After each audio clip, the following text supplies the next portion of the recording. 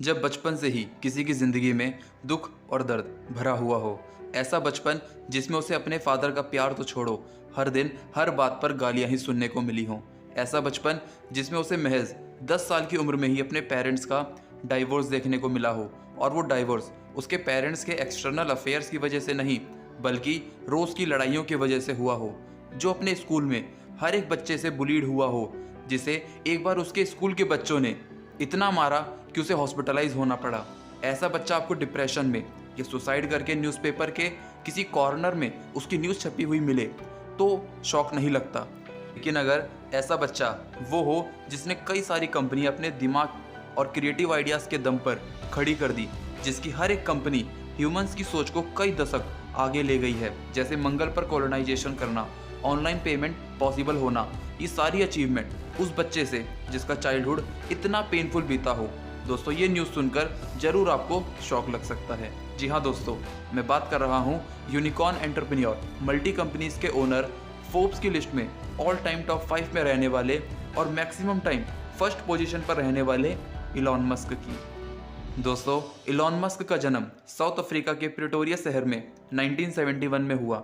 Elon Musk के grandfather एक businessman थे, जो कि आगे चलकर इलॉन मस्क के रोल मॉडल भी बने, और उनकी ग्रैंड मदर कनाडा में पहली कायरोप्रैक्टर थी। दोस्तों, कायरोप्रैक्टर भी एक तरह के डॉक्टर ही होते हैं।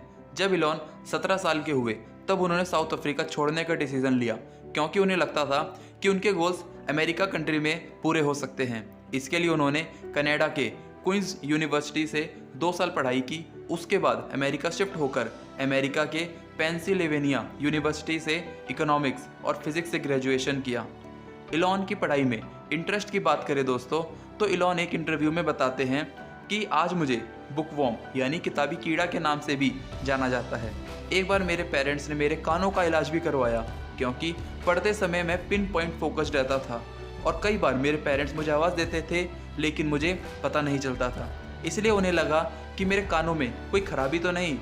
काफ़ी इलाज करने के बाद पता चला कि मेरे कानों में कोई खराबी नहीं थी, मैं पढ़ाई में फोकस्ड रहने की वजह से उनकी आवाज़ सुन नहीं पाता था। उस दिन दोस्तों, डॉक्टर भी काफ़ी हैरान था।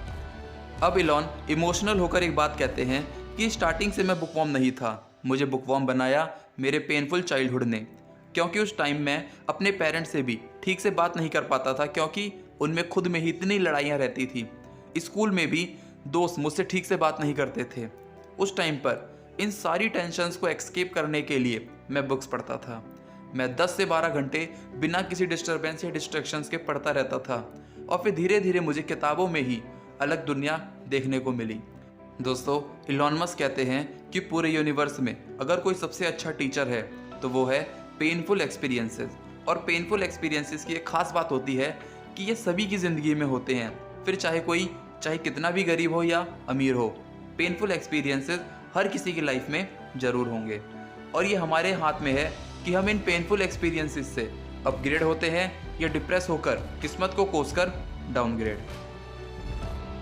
दोस्तों, अगर आपको ये वीडियो अच्छा लगा हो तो वीडियो को लाइक करके चैनल को सब्सक्राइब कर देना और बेल आइकन भी दबा देना, ताकि आने वाली सारी वीडियो के आपको नोटिफिकेशन मिलते रहें।